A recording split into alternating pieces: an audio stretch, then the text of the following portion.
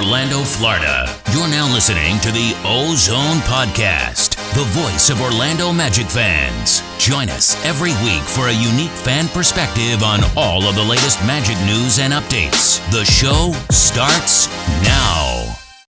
Welcome back to another episode of the OZone Podcast, brought to you by DraftKings and now part of the Basketball Podcast Network. We're your hosts, Al, myself, Anthony, and today is April 22nd, and we're recording this right before our tip-off against the New Orleans Pelicans. What's up, Al? What's going on, man? Hey, what is up? All right, Al, let's get into the watch tank. How we looking? The tank watch, man. So we got some good stuff this week happening. So it's been 1 week since our last episode, and one development. The Orlando Magic have caught up to the Detroit Pistons for the third worst record in the NBA, which again may sound to some like, wow, our team sucks and what are we doing here? We can't win games.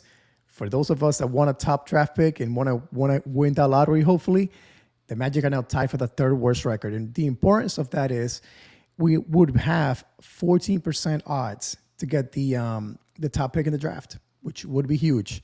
So very quickly, the Houston Rockets have now become the worst team in the NBA, record-wise, 15-44. That's not changing. That's not changing. Minnesota, they've been playing much better lately. Cat is healthy. D'Angelo Russell is back. Edwards is balling. They're now 16-44. Detroit and Orlando are currently at 18-41. And I'm predicting a loss tonight against the Pelicans. In reality, the Magic are 18-40, but if we lose tonight, we'll be tied again with Detroit for the third worst record. And worth mentioning, we have a crucial game against Detroit coming up in May, early May. That's going to be huge. That's going to be the game of all games to watch in this tank in this tank watch. And a team I keep saying to keep an eye on is OKC. They currently have the fifth worst record in the NBA, 20-39. They are losing a ton of games, man. They're only now 1.5 games, about to be 2 games behind the Magic, but they are in no way, shape, or form looking to win any games right now. Again, have you watched any of their games recently by any chance? Can't say that I have. Man, they're throwing names out there that I've never heard of in my life. But even the last time that we played them, I could maybe name 2 players max. That was crazy. And they keep cutting players and drafting these people from overseas and giving 10-day contracts to people that, again, I've never even heard of. But yeah, man, so right now it's looking better, an improvement since last week. We're now, again, tied with Detroit for that third worst record. So it's going to be interesting to see what happens here over the next 3.5 weeks. But definitely good developments happening over the past week. Yeah, Detroit hasn't been playing good basketball either. I see us catching up to Minnesota before we catch up to Detroit. I think Minnesota's going to end up dropping just because Cat, he's going in there, he's playing ball, and he's trying to prove a point. And I think that there's just a more likelihood that Minnesota would be the team to fall out of that top 3 if we do move up or down, depending on how you view it. Now, the good thing is that we still play. How many games do we have left? After tonight, it'll be 13 games left. 13 games. So we still play Cleveland, Detroit, and the Timberwolves at least one more time before the end of the season. So these games are going to be crucial for the tank. Let's just hope that they're competitive. Yes, because that's the thing. Like, I don't mind us losing, but I hate it when it's halftime and we're down 25 points. As a Magic fan, I want to watch this team, and we're about to go into a period of time between May and October with no Magic basketball. We want to watch these games. We want to be able to enjoy them, especially with the young guys playing. But again, like you mentioned, it's rough to watch when you're down 25, 30 points. It's not the same. Yeah, and then that Bulls pick, they haven't been playing too well either. So they've caught up to the Toronto Raptors. So they're tied for that 8th seed there. So, it's starting to look really good. We're in a really good spot for how the season is ending in regards to the tank. We're not playing good basketball. I mean, that's kind of given based on, the injuries that we have and the players that we're putting out on the court right now. But if you're a tanker and this is what you want, I mean, you really can't ask for much more. The Magic are holding these players out. MCW, Terrence Ross, Wendell Carter isn't playing tonight's game in New Orleans. James Ennis, This is exactly when you talk about teams tanking, this is how teams tank, holding players out. Now, keep in mind that, these players, they're hurt, but could they play through it? Maybe. So it's them seeing these minor injuries and then telling them, listen, we're going to make sure that you're fully healed before you're able to hit the court. And believe it or not, when this team is fully healed, if you were to have all these players together, Otto Porter, MCW, all these players together, we're not a bad team. We would compete and we'll win some games. So this is definitely helping the tank out tremendously.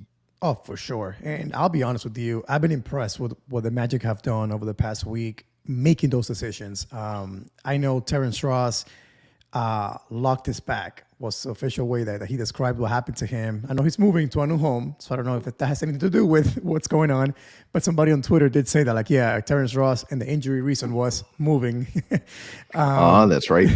Yeah, I've seen the videos. I thought that was an Airbnb. Silly me.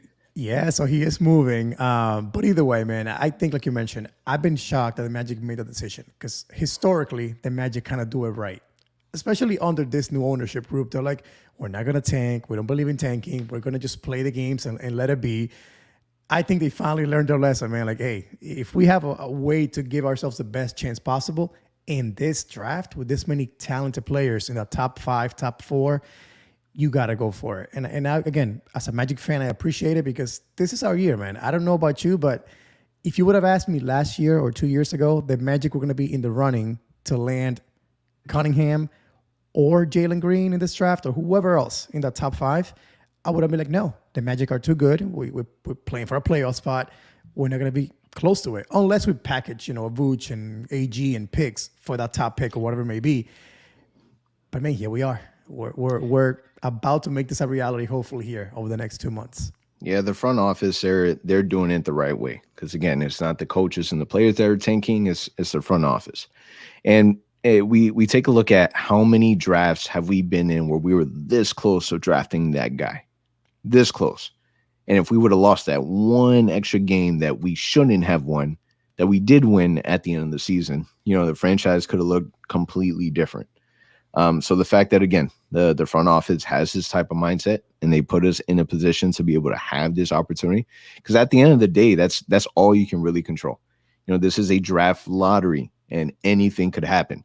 I literally stopped, simming on the Tankathon because I really didn't like the outcome that I was getting. And it was, I couldn't handle it anymore. So it's at least giving us a shot to be put in the opportunity to be able to, alter the franchise by, hopefully the basketball guys are on our side and the ping pong balls falls our way. Yeah. And that's all you can ask of. Again, the team is trying. The front office really did a great job. And every single day that passes, that Bulls trade looks better and better. Again, imagine you end up with, and I think it's one of the questions later on that we'll discuss, but imagine you end up with that Bulls pick being, I don't know, top 8. Let's just call it top 8. And as a Magic franchise, now you have a top 4 pick and then an 8th pick in the draft. You can get so creative. What you can do with that package all of a sudden, you can package a guy like Terrence Ross with that pick. You can simply, I don't know, you can do so many things. And again, as a front office, they've allowed themselves that chance to be put in a situation now where they can get creative and really take this franchise to wherever they want. And I don't know, man, again, I know we're kind of focusing on the rookies and the upcoming draft, but don't forget, we have so many picks and some solid pieces left. Can you put a package together for a disgruntled star? Again, Bradley Beal has been rumored to now want to leave Washington this season, but he may be open to it in the offseason. So do you as a Magic franchise say, hey, we have way too many young guys. Let's package some of those guys with this high quality picks that we have now and get a guy like Bradley Beal and truly go and back in the playoff contention with a Markelle, Beal, J.I., all those crazy things. But again, back to my original point, the front office made themselves created this opportunity for themselves, which wasn't there with the old group that we had here before. Yeah. Now, do you take that risk if an option for a move like a player like Bradley Beal? Do you make that risk, a player that obviously is not in the age category to the players that we have on this team? You take a look at Jonathan Isaac and Markelle Fultz. They're still really, really young and really close in age with, the incoming players that we have. Do you package the young, players that you have for a player like Bradley Beal? Would you make that move? I think it depends what they ask for. I wouldn't think Markel and An J.I. would arm be and a leg? available. More than likely, right? But I think if they're willing to trade him for, I don't know, a RJ Hampton, Mo Bamba, 2 to 3 first round draft picks, and whatever salary we're gonna add to make it work, maybe. But if you're talking about, oh, you're gonna add J.I., Markel, one of the key components or young guys in this group, I don't know. I don't know if that's the right move at this time. We're not gonna compete right away. That's the thing. So it wouldn't be worth it from that standpoint. But if they are willing to take secondary pieces, a ton of draft picks, you got to definitely explore that option, because again, you cannot get a 30-point per game scorer in this league, whenever you want to. It's rare when you can make that type of move. Yeah, and then just kind of taking a look back in this week and review, the Magic on a 3-game losing streak. We had a game on Friday against the Tampa Raptors, 113-102 loss there. Sunday against the Rockets, 114-110, and then Tuesday against Atlanta that we lost 112-96. Was there anything in those games that stood out to you? Wendell Carter Jr. is the guy that truly comes to mind. Man, he's been playing so well. Yeah, man. I know we spent a lot of time talking about him in the last episode, but he deserves a ton of credit, man. Again, when we got him from Chicago, I never expected him to play the way that he's playing. I know he could play. I know he's a good, solid player. But again, he was known for being inconsistent. He was known for being, again, kind of like that Mo Bamba guy. He couldn't quite keep up his motor at a high level. I haven't seen any of that during his time in Orlando. He's been full of energy from the jump. My only complaint would be I want more shots for him. He's taking like 8 shots a game and still scoring 16 points. I'm like, imagine if he takes 15 shots. What would those stats look like? But again, I guess the team is not trying to force their way. They're trying to kind of give the young players a balanced approach here to show what they got. But man, you got to be impressed with what he's done so far in Orlando.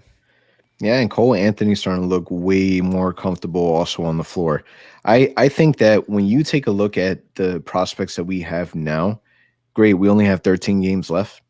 But now you take a look at the experience that these players have, incorporate the summer process of possibly a summer league. I'm not sure if they'll put them in there, but a summer league. You take a look at a professional summer workouts and being able to prepare and get ready. And then you add that to next season, man, how as a fan, how do you not get excited for that? How do you not get excited for a sophomore Cole Anthony, a sophomore Chuma Okeke playing with Jonathan Isaac and Markelle Fultz? The fact that, this is the Magic team that we're now accustomed to watching, but knowing that Jonathan Isaac and Markelle Fultz, like, even if you don't include them in the conversation and you just take a look at what we have now with the incoming draft pick, you're excited about that. The way that I'm viewing everything is the fact that the draft picks aren't the bonus, in my opinion. The bonus is a healthy Jonathan Isaac, and Markelle Fultz.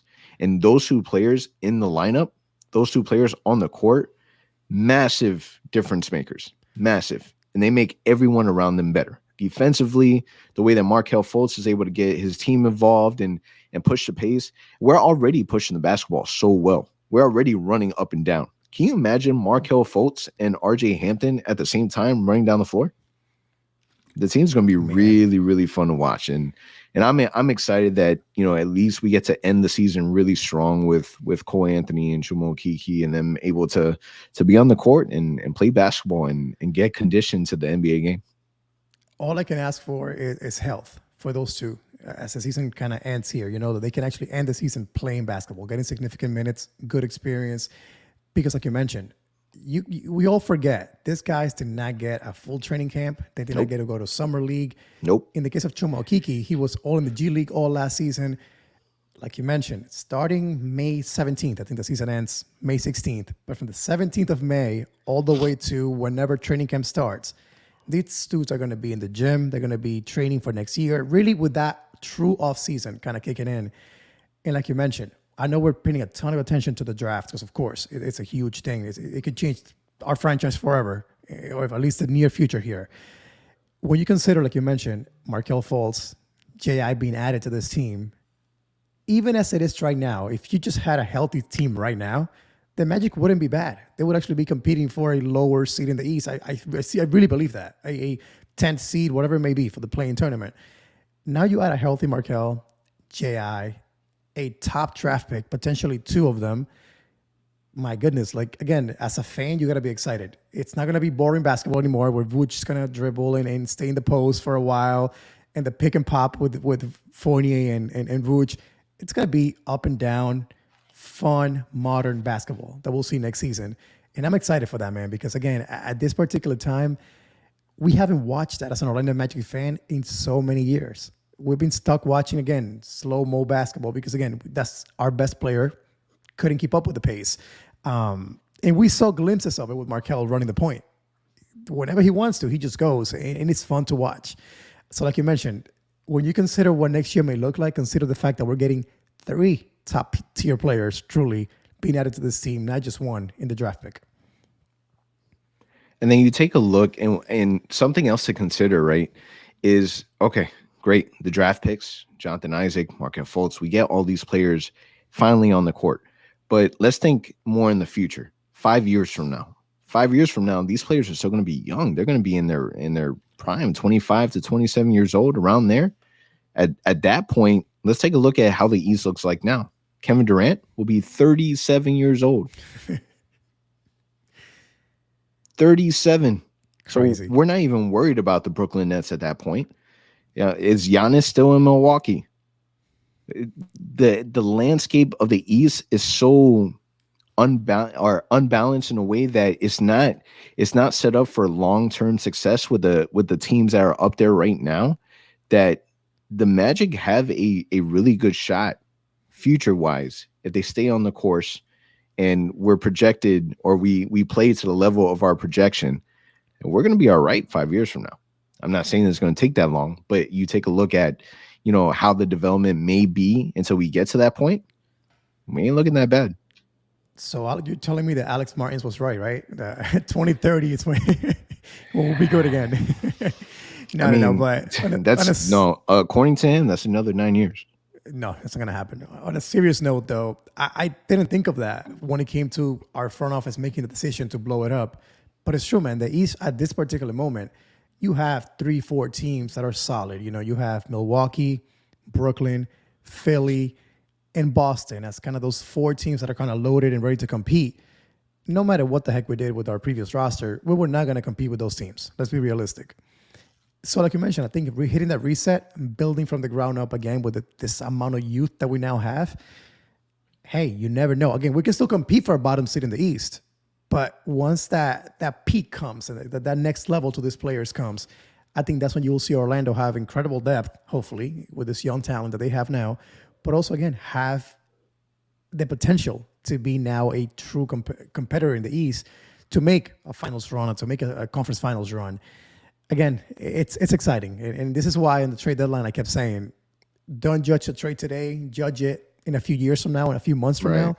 Because, again, if you just look at what we got today, it's like, what the heck? We give up our players for nothing solid. But as you're seeing it play out, every day that passes, you're like, man, we made a good move. And it's going to keep on happening. I truly believe we're going to look back at these trades and say, wow, these were massive moves to our franchise. And if the lottery plays out the way that we think it will, or hoping that it will, that's another bonus on top of that. Yeah, and to put it into perspective, right now, as it currently stands, Knicks are in 4th place, then it's Hawks, Celtics 6, Miami 7, and then the Hornets 8. That's where it stands right now. That's how the East is. And we talked about it a couple of episodes ago. Do you see this? Do you see that once we get all the players back and with the young team, do you see us competing in the playoffs sooner rather than later? I said it's going to take us a couple of years. I take that all back. Take it all back. I think it's definitely going to be a lot sooner than we think. Yeah, I think if you can mix in some good veterans, a name that comes to mind again is Otto Porter. Otto Porter is on our team for a reason. I think we got him for a reason. And I forgot who I listened to. It was an episode on a podcast I listened to recently that mentioned that the Magic didn't want to just buy him out because they wanted to give him a really good look because he's known to be a really, really good vet. Gary Harris is known to be a very solid vet. He was beloved in the Nuggets. All the teammates had great things to say about him. So those are two guys that if Otto can come back on a team-friendly contract, he's a perfect kind of guy to have be behind Chuma, Isaac coming off the bench. Does he want that role though? I don't think so. He's kind of getting to a point where he wants to get paid one more time. But if you can get vets like that can come to Orlando and kind of put it all together with these young guys, it can be really, really fun to see that team next season and to watch them develop together. Because again, as the season goes on, they're going to get better and better once that chemistry develops. Yeah, because there's no way he's going to get that same exact contract that he initially got from the Wizards. But, I mean, from the little bit, he's only played, 3 games with us? So the little bit that we saw, I liked what I saw. He's only 27 years old. Yeah. He's not bad. Not a bad vet to have. Yeah. Right. All right, let's get into some Magic news. So your boy Devin Kennedy. So it was initially reported that we released Devin Kennedy, but it was just a little scare because we ended up signing him to a 2-way contract. So first and foremost, what are your thoughts on utilizing him? Because the initial report was that we were releasing Karim Mane. And a lot of people were kind of shocked and confused and not too happy about it. But Devin Kennedy is definitely a fan favorite. So he's got the 2-way contract. What do you think so far about Devin Kennedy? So I think so far he hasn't looked the best. I'll be honest. He's been playing kind of in weird rotation. He's been thrown out there with the bench squad, but there's really no place being ran for him. I tweeted recently, I would love to see the same place that Magic run for Terrence Ross being ran for him because it's off screens, catch and shoot. And I think he can do a good job at that. Unfortunately, we haven't seen that. We've seen him kind of take 4 shots at the end of the shot clock, just jacking up a 3. So we haven't really had an exposure to him yet that we can say, hey, he's good or not. But the fact that they signed him to a 2-way contract tells me they've seen enough to want to keep this kid around for at least another season. In the terms, there is a contract agreement that next season is also included. It's not guaranteed, but if the Magic want to keep him, they have the chance to keep him. And I think we need guys like this, guys that can shoot the ball strictly. That's it. Like, I don't care about the other skills they have. We can develop those. For too many years, we've drafted guys with length that can play defense but cannot shoot. I think a young kid like this deserves that chance. Just put him there, let him develop. In this last 13 games, have him show him what he's got. I truly believe, again, I keep saying this every episode that we've done recently, he reminds me of a guy like Seth Curry. But you have to develop him. You cannot just give up on him because he struggles a couple of games. You cannot teach shooting, man. That's a skill that you're born with. He has that. We just got to make sure that we maximize that and keep him here, develop him. Yeah, I would like for us to be able to really, or I would like to see the 2-way contract actually become successful, where we bring a player on as a 2-way and they do well and we actually sign them to a contract and plays an actual role on the team, on the roster, and makes an impact. I like Devin Kennedy. He's a player that can space the floor, not just from 3. He can kind of shoot everywhere on the court. High motor, he competes. Even Coach Clifford in one of his press conferences said that he's a fan of Devin Kennedy. You're right, he hasn't played all that well, but he hasn't played a whole lot of minutes either. He's averaging about 6 minutes a game, 2.8 points per game. He's shooting 33% from the 3-point line, which we want that number to be a little bit better because that's supposed to be his specialty. But again, he's not playing that much, and he's playing in the NBA. If you're finally getting the opportunity, there's definitely going to be some nerves there. I think he's going to be all right. I think that towards the end of the season, he's going to get way more minutes, way more opportunity. Coach Cliff, again, in his press conference, said that he's definitely going to utilize him a lot more in the games, and he's going to get the opportunity to be able to showcase what he has for sure. Yeah, and one more thing too. Like, I've gotten the chance to go to a couple of games when he's been on the bench, and another thing that really impresses me about him is how he's on the bench cheering for his guys. They could be down 20, 30. This guy is standing up. He's high-fiving the players. He's just a positive influence on the bench. And again, you need as many guys as possible to have that type of mindset. And he's on a two-way contract. At that point, he was on a 10-day contract, and he was still kind of cheering the team on and being that type of teammate. It's going to definitely help the chemistry of the team. It's going to make the environment better for the players. So again, from that standpoint too, I'm a fan. I just hope he can put it together. He can show us what he's got. Again, I'm a believer, but now it's up to him to show us what he's got. Yeah, he's a G League champion, G League Finals MVP. That's not easy to do. Right? The players that play in the G League, these are ballers. These are professional athletes. It's not easy out there. Everyone's hungry. Everyone's trying to fight for a contract, and this is one of the players that rose above that and has now, gotten the opportunity to showcase it on the NBA level. So I'm excited for Devin Kennedy as our two-way, and I really, really hope that this is a player that, gets the same treatment that Karim Mane was getting, where they're being patient, they're taking their time, they want to develop him. They really weren't too patient with Karim Mane, but they seem patient with Karim Mane. So, hopefully he definitely gets a fair shake at it. Yeah, I think Mane, like we talked about last week, unfortunately, things changed, circumstances changed so much that all of a sudden he just wasn't a fit, unfortunately. Again, he was just another athletic guy that could play defense but couldn't shoot. And we have a few of those already in the roster. So, again, if you can switch it up and kind of get a guy who can fit in better, not only now, but also kind of for next season as well, you got to make that move when you can before somebody else picks him up. Exactly. In other news, Magic signed Robert Franks to a second 10-day contract. All right. So the Magic had signed him to his first 10-day contract. They like what they saw in him, signed him to a secondary 10-day contract. What makes this interesting is, obviously the Magic we're low on forwards, so he definitely fills a void there. After this 10-day contract, the Magic are now going to have to decide, because they can't offer him a third 10-day contract. They would have to decide whether or not they plan on keeping him for the rest of the season and signing him off for the next season. So what are your thoughts on bringing Robert Franks back? Another shooter, forward, which, like you mentioned, we've needed badly after the trades. He can shoot, man. He's not shy. When he's open, he's going to shoot, and he's been making them too. The thing with him is, again, do I see him here in Orlando long term? I don't know. It'll be interesting. We have another 10 days, which will put us at end of April, with another 2 weeks to go in the season. It'll be interesting to see what the Magic decide to do with him. I don't see him back after those 10 days. But again, based on what I've seen so far, great shooter. We need shooters. I want the Magic to give him a good look before they make a final decision on what to do with him. Worst case scenario, at least maybe bring him back next season to the G League and keep him in Lakeland. Because again, like we said earlier, you can't teach shooting, and that's one thing that he can do. Yeah, and he's getting the opportunity. So far, he's played 4 games with the Magic, shooting 42.9% from the three-point line. He's made 3 out of the 7 shots that he's taken. He's averaging, almost 12 minutes a game, and he's averaging 5 points a game with 1.8 rebounds. So he's going out there, he's putting in work, and he's showing that he can be a legitimate player, a rotational player. But I'm in the same mindset.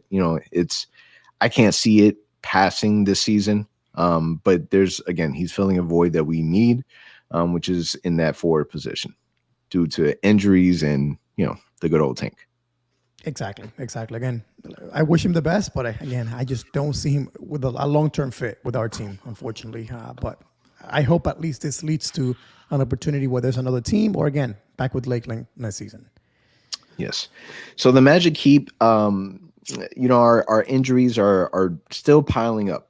All right. So Terrence Ross, MCW, James Ennis, Otto Porter, their names keep popping up on the injury report.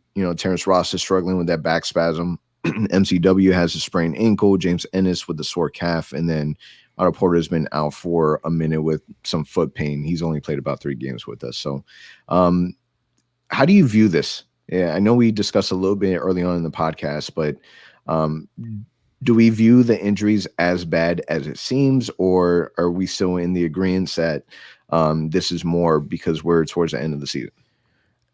If I was a betting man and I had to put money on this answer, I would say the Magic are just tanking. One thing, like, for instance, Otto Porter, when did he get hurt? I didn't see when he rolled his ankle, when he I got didn't see stepped it. on, and I didn't see it either. all of a sudden he was hurt. He's been hurt for like 2 weeks now, or whatever it's been, 2.5 weeks. James Ennis finished the game, played really well the other night, and all of a sudden, he's having issues again. And like we said about Terrence Ross, it was kind of right before the game tipped off, something went back wrong with his back. He's been out the last 3 games, or yeah, he's missing tonight's game. So I don't know. I think the Magic are not taking any chances this season with this tank approach. I think they actually are trying to follow through with it, and I hope that continues. I don't think these are major injuries. The only one that really seemed like he got hurt pretty badly was MCW when he rolled his ankle. Right. That looked nasty when it happened. But other than that, I really think those guys are healthy. They're just, again, holding them back, being extra careful with their health. Let's call it that. And then Mike Miller made an appearance on the Orlando Magic Pod Squad with Dante Marcatelli and co. He said that RJ Hampton is going to be a stud. Mike Miller is really, really high on RJ Hampton. If you didn't know, Mike Miller did some workouts with RJ Hampton over the summer. There was a lot of concerns with RJ Hampton shooting, and Mike Miller kind of made it a priority to really help him with that. You can even tell that he has a really nice shot. Still a little inconsistent, but the effort, the form, everything is there. But Mike Miller is really, really high on RJ Hampton, which is really good to see and hear. Yeah, as you mentioned, he trained with him. He shared a lot of good stories about how the whole training came together, why he decided to help him before the draft process. And one thing he mentioned is he was so shocked he dropped the way that he did in the draft. Just a few years back, this was a kid that was projected to be, like Cole Anthony, top 5, top 10 in the draft. Again, as a Magic fan base, we now have both in our roster. But specifically with RJ Hampton, man, you have to be excited. Again, the game is kind of too fast for him right now. He's kind of adapting. He wasn't playing much with Denver. Remember that. So he's kind of new to all this, getting minutes and kind of playing every single night. But you have to be excited. Once the game slows down a little bit for him, with the speed that he has, the athleticism, and his shot looks really solid. Like, he can actually shoot the ball pretty well. The form, at least, is solid. The more reps he gets, the better shooter. But nothing but great things as a fan base to hope for this kid. And you got to be excited for what's to come. And he was a guy that you liked a lot coming in the draft. So what are your thoughts on the comments and what you've seen so far from him? Mike Miller is shocked that he dropped. I'm shocked that he dropped. I'm shocked that all it took was Aaron Gordon and Gary Clark to get him in a Magic uniform. You said that that the game is moving too fast for RJ Hampton. I think RJ Hampton's moving too fast for the game. He's the dude is quick, man. He flies up and down the court, and I mentioned this earlier, that just the thought of a 3-man weave happening between him, Jonathan Isaac, and Markelle Fultz is something that it's just the thought of it is exciting. And he's a player that, you just mentioned it, that in Denver, he didn't play a whole lot. He's getting that opportunity now. And I think that, he's not only embracing the opportunity, but he looks like he's having fun out there, and to look like you're having fun in a time where, the Magic, we're getting our ass kicked out there. It's still exciting to watch these players on the court. It's so exciting to see RJ Hampton fly down the court, bypass everyone, control his motions in traffic, and still control his body to where he's able to maneuver his way and finish the basket. It's fun to watch. And if this is what we're seeing rookie season, again, once he gets that same treatment, the same development, the same offseason, we're going to see a lot of really, really good things from RJ Hampton in the future. Oh, I completely agree. And like you mentioned, man, like, again, it's a kid that is just learning the game, the NBA game, every single night. Like, he's learning new things, picking up new things from the coaching staff. He's only going to get better from here. So you just got to, again, let it play out. And I'm glad it's happening the way that it is. He's getting this chance in this kind of wasted season, so that next year, that experience is already there. Again, like we said earlier, full off season, come in prepared for whatever role he's going to be assigned, and get all these jitters out of the way. Come really prepared to play a role and do it well. Yeah. Yep. So Aaron Gordon, transition to Aaron Gordon. So he recently had a interview with The Athletic. and where he talks about his departure from Orlando. All right. Aaron Gordon had this to say. I think the Magic front office executives, John Hammond, Jeff Wellman, those guys are amazing people and very talented managers as well. But I feel like they kind of got cast into the revolving door out there as well in Orlando. So many coaches.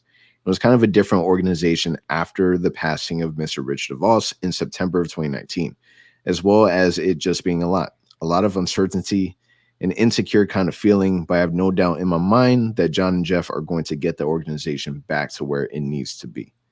When you read this this quote from Aaron Gordon, and I know that you and I both read the article, did your mind change on how you viewed Aaron Gordon? Not really. Um, a lot of the things that he's saying are kind of obvious things. Like again, the coaching staff issue. I understand, but we've had Coach Clifford here now for 3 years. You know that we found some consistency there. The front office has been here for 3 years now, and that there's some consistency there as well. The only interesting part to me was the part about how things have changed after the passing of Mr. DeVos. I would love to know what he meant by that. Um, but I can agree also with the part that he says about the uncertainty. Like, I understand that he was always in trade rumors. He was always out there as a guy that we could potentially trade. So I get that. But no, again, he's talking too much. If you ask me, he's just move on, man. You got traded. You are where you wanted to be. The team apparently traded him. In the same article, I kind of got this thinking. He got traded to where he wanted to be. There were different offers. The team got him involved and told him what those offers were. He chose to go to Denver. So I don't know. If you ask me, I just wish that he would just move on from this trade, stop talking about Orlando, and just kind of move on. Because again, it feels like every single week, even though it's been a month since the trade went down, new comments are coming out about things that he's saying. And I just don't know why it's lasted this long. I get it for a week or two. That's it. Move past it. Yeah, in the beginning, I was like, man, dude, just leave us alone, man. Just focus on Denver. But I actually appreciate the comments that he had. He could have easily used that opportunity, like he did in other interviews that he had, to bash the Magic, and he didn't do that. I get the uncertainty the exact same way. He even mentioned that it was unfortunate that it came to a bitter end.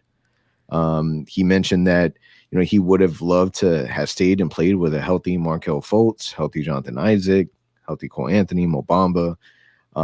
But he also mentioned that in his mind and his body, he felt like it was time to switch it up. I get it 100%. As a fan base, we thought the same thing for like the last 3 years.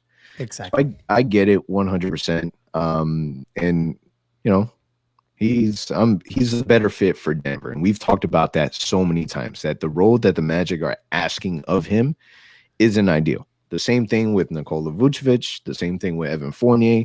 The roles that these guys were asked to do wasn't ideal for their their skill set. But I'm glad that was set. Now let's all just move on. Aaron Gordon, you focus on Denver. We'll focus on the Magic and Orlando, and then we don't have to talk about Aaron Gordon anymore. Exactly. I hope that's the case, because again, I think it's getting old now. It's like I said before, it's been a month since this whole thing went down. I think it's time to move on and move past it. Yeah, but I did also find it interesting that he mentioned that things were changing because of the passing of Rich DeVos. I was reading a little bit on some comments and feedback from social media. Some people were saying that they felt as if there was a rush to win now, because of DeVos being sick and passing away, and then after he passed away, it was kind of like now there's no rush. So I don't know. There's a lot of things that could be said, or how much influence was put in because of the ownership. And regardless on how you feel about the ownership, regardless of how you feel around the front office and the players, everything. I'm a prime believer that everything happens for a reason, and I like the team that we have now. So let bygones be bygones. Let's move on. There you go. You couldn't have said it better. Yep. All right. So let's get into some mailbag. So yesterday we had asked on social media on Orlando Magic HQ for some questions from the fan base, and we're going to read a couple of them. So this one comes from Ben, the Magic fan.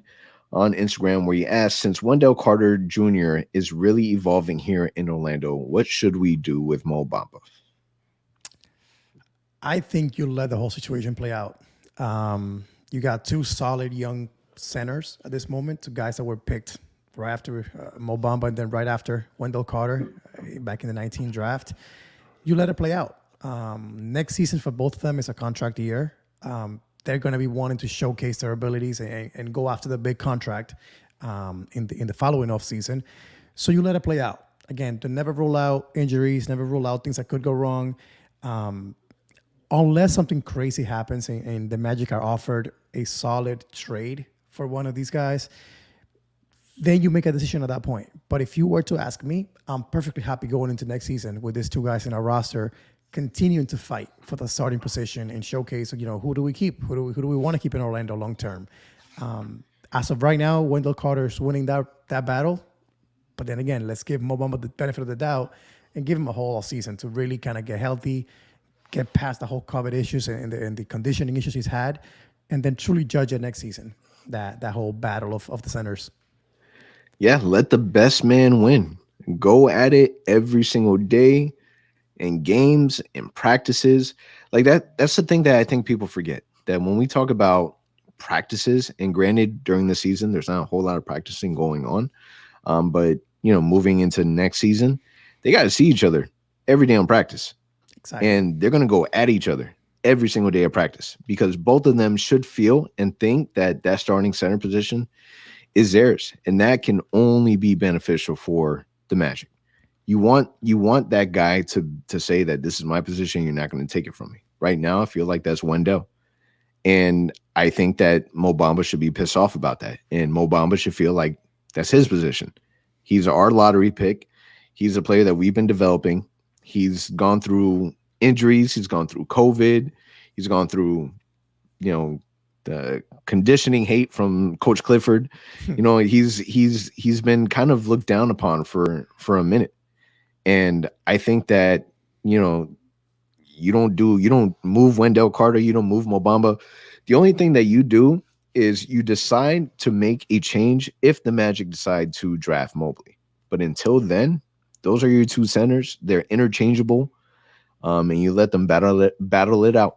Let's see who is the better player between the two. Let them decide. Exactly. I 100% agree. And don't forget, Wendell Carter, I've said it before in this podcast, when he was with the Bulls, he mentioned multiple times that he prefers to play the power forward position. I can't see that in today's NBA. He doesn't have that 3-point shot just yet. But again, in case injuries happen, you never know. J.I. could happen down the road, misses a week or whatever it may be. You could play these two guys together at some point. And I want to see some of that before the season ends. Just give it a shot. See what that looks like out there. So, again, let them battle for the center position, but it doesn't mean that they cannot play together if needed at some point because of injuries or whatever it may be. So, I agree with you. Keep them, let them battle, and at the end of the day, it's going to benefit us as a team. Absolutely. So this next one comes from Carlos_the_Don, or Carlos_the_Dunn_. It's a lot of underscores. All right. What's the best and worst cases for the Magic in the draft lottery and the potential picks? Worst case, I'm going to take this one. Worst case scenario is the Magic fall out of that top 5. That is worst case scenario. Best case scenario is that we're in the top 3. Best case scenario. Worst case scenario is out of the top 5, and the Chicago pick ends up being within that protected top 4. That would be worst case scenario. You do not want to be anywhere near that. And that's, again, I mentioned it earlier. That's why I stopped doing Tankathon, because every time I did that, it felt as if worst case scenario was happening every single time. And it's a lottery. Anything can happen. Anything can happen. These are legitimate ping pong balls that are being thrown out of this machine. And that's how you're decided where in the draft lottery you are landed. So in a perfect world, we get that top 3, and the Chicago's pick ends up being anywhere from 5. I'll say from 5 to 10. Give me anywhere from 5 to 10, and I'll be a happy man. Yeah, and I think you said it perfectly. I mean, it's exactly what it is. As a Magic fan, you want a top 3 pick. That's ideal. Now, you're asking best case scenario. I'll give you a best case scenario. So the Magic win the lottery. That would be they get the top pick, and the Bulls jump a little bit in the lottery, just enough to miss a top 4, and they get the 5th pick in the draft. So all of a sudden, the Magic would have the 1st and the 5th pick in the draft, which guarantees you 2 of those top 5 incredible prospects in the upcoming draft. I don't think that's very likely to happen. I saw on Twitter somebody said that that's very, very high, unlikely for the Bulls to get that 5th pick. My point is 5th, 6th, 7th, one of those. If the Bulls get one of those and the pick conveys to us, that would be ideal.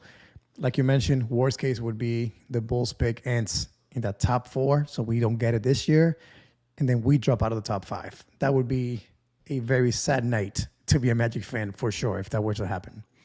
Yeah, but crazier things has happened. The Orlando Magic back the year after we drafted Shaquille O'Neal, we ended up getting the 1st pick back to back. So exactly. Crazy things have happened. It's an NBA, it's a draft. People win lotteries all the time. So you never know. But I agree. Best case scenario is we get the 1st and the 5th. That's the best case scenario. For sure. But I'm under the impression, and I'm a strong believer that even if, let's say, worst case scenario does happen, let's say that our pick falls out of that top 5. I believe that the Magic would do everything in their power. It would be foolish to think that they don't know that this is a very stacked draft, and that if you're looking for a franchise-changing player, this is a draft to do it in. And if we do fall out of that top 5, I definitely see the Magic being aggressive to be able to get in there and get one of the top 5 prospects in this draft. Yep. I think on Twitter there was a debate going on the other day about this, and I agree. I think the Magic will look to package the 2 first-round picks they have this season, the Bulls and the Magic's pick, and potentially a guy like Terrence Ross. Again, a guy that has value in this league because he can shoot, he can score, just to get into the top 3. So would the Rockets, Minnesota, whoever else is out the top 3 value that offer? I'm not sure, because they also need a star. Think about that. The Rockets don't really have a face of the franchise right now. OKC, I mean, come on now. They have nobody other than Shea, of course. But again, if you really want that guy that's going to change you for the next few seasons or your team forever, you don't really have that right now. And then, of course, you look at Minnesota. They have some talent. Would they want to just add that player? So we'll see. I mean, you got to have two parties willing to deal to make that trade happen. But I agree with you. The Magic will do everything they can to jump into the top 3. If God forbid that happens, we drop out of the top 5. This is the draft to do it. This is a draft that the draft does not flatten out. So you do everything in your power to make sure that you come out of this draft successful.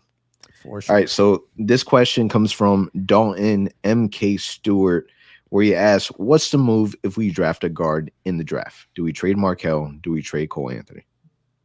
Nah, you make it work. Like we've said earlier in this podcast, it's a new NBA. I see a ton of teams throwing 3 guards out there, left and right these days, it seems like. As long as you can create off the dribble, shoot the ball a little bit, the mixed matches and the switching defenses in the NBA today, it helps your team. Imagine a pick and roll where now you have Markelle bringing the ball up, pick comes, and now you have the center guarding Markelle. That's a win all day long. It's going to be a layup every single time. If it's a guy like Cole, he can work on his 3-point shooting in the offseason. Same situation happens. A little jab step, a little whatever it may be, boom, 3-point shot in his face, in the center's face. So in today's NBA, you can't play with 3 guards. So I don't see the Magic making a trade just because we drafted a guard. You let them, the same thing as Mo Bamba and Carter Williams. I'm sorry, not Carter Williams, Wendell Carter. You make it work some way, somehow. You see these guys in your team for a year or 2, and then you make those decisions. But for now, man, you got to just ride the wave. Yeah, because you really don't know what you fully have. This year was a really awkward year. Again, Cole Anthony didn't have that training camp. He didn't get the ample time to be able to really develop. So do you trade Cole Anthony? Absolutely not. Do you trade Markelle Fultz? Hell no. What do you do with RJ Hampton? You figure it out. You bring all these players in, you get through training camp, you get through games, you figure it out. You find out what you have. The Magic are going to have enough time to be able to do that. We're in no rush. We're not winning the NBA championship next season. We're not going to be a 4th seed next season, knock on wood. you want to figure out what you have with the players that you have. So I've said this before, Magic are in no position to draft based on best fit. You draft best player available, figure it out later. You want to be able to obtain the most talent on your team, and you do that by the draft, and you do that by maintaining the players that you have on your team, Yeah, and don't especially if forget, you're working on develop. yeah, and don't forget also like the guys that we have, Markel Fultz, 6'4", he can play the two. RJ Hampton, isn't he 6'7"? So he can RJ, no, he's 6'4". 6'4". Still, again, in today's NBA, you got your guys playing 6'4" at the small forward Yeah, position. that's not and, bad. and then Cole Anthony, 6'1", 6'2", again, point guard position or shooting guard position. So you got these guys that can play multiple positions. Again, you're not tying yourself to saying they're all point guards, because they're not. If you draft Cade Cunningham, again, same thing, guys, 6'7". He can play the small forward, shooting guard, or the point guard. So all you're creating really is a foundation of guards that can play multiple positions and that have different skill sets. And again, in today's NBA, that's the thing. You got to have that. Toronto has made a killing doing that with, Ben Fleet and Lowry and Powell when he was with the team. They make it work. So that's what I think the Magic need to do is, again, like you mentioned, it's not about, we have 2 or 3 guards already that kind of play the same position and need minutes. Figure it out. That's up to the coach to make that work. Yeah, thank you so much for submitting those questions. We're going to start doing more of these mailbags because you guys bring out a lot of really good topics out. So if you weren't able to submit your questions this week, make sure you be on the lookout for next week. We'll keep doing that. So the week ahead, we got Thursday against the New Orleans Pelicans. That will be tonight's game. Then Sunday we have Indiana. Monday against the LA Lakers. That's always fun to watch. And then Wednesday against Cleveland. How do you think that goes? I'm hoping it's an 0-4 week, and I think it should be. All the teams that we're playing against this week are fighting for something, whether it's seeding or protecting the seed that they're currently in. The Lakers should have Anthony Davis back for that game. So again, the Lakers will be at full strength. Indiana is the one team that we could potentially beat if we have a good shooting night. But other than that, I don't see us beating any of those teams coming up in the week ahead. We'll see. You don't think it will be Cleveland?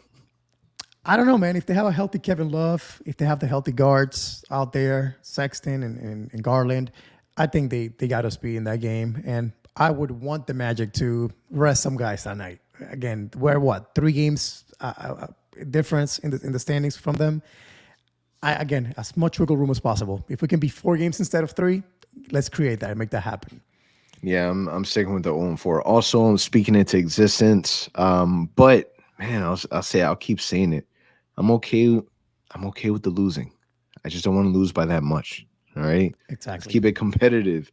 I like the nail biter at the end. All right. And then let's close this out. Let's close this out, Al. This week ahead for me is all about Mo Bamba. He's back healthy. I want to see him competing again and putting up some decent stats. He had been doing that. He had a really rough game last game. But now that he's back, again, it's really important that he ends this season strong, that he shows what he can do on the court. So I hope he maximizes that. 14 games left, that he can stay healthy. So for me, it's all about Mo Bamba really making the center, like we talked about earlier, the center position battle really come to life here over the last 3 weeks in the season. Yeah, and I want to see more of our 2 ways in our 10-day contracts play. Give them some more minutes to see what we have out there. Give them the opportunity to really showcase what they're able to do. I'm a fan of Devontae Hall. See what he's out there. See if because his contract expires on Friday. So that would be a good opportunity to find out if you're going to offer him a second 10-day contract. And hopefully we get some good basketball out of Devin Kennedy. I know. I just hope we run some plays for him. If we can do that, we can see some shots going down for him. Yeah, absolutely. And real quick, just a quick shout out. We had our jersey giveaway for the earned jersey. I was supposed to mention it earlier in the podcast, completely skipped it. So shout out to J.R. Gardo, who was a winner of that contest. And man, you get a brand new earned jersey. You get to choose a player, and we'll be sending that to you soon. So definitely be on the lookout. We're going to start doing more giveaways. So be on the lookout of that. And on that note, man, that's a wrap. Thank you guys for listening. Thank you for listening to the OZone Podcast, the voice of Magic fans. Follow us on Twitter and Instagram at the OZone Pod. And remember to subscribe and leave a 5-star review on all your favorite podcast listening platforms.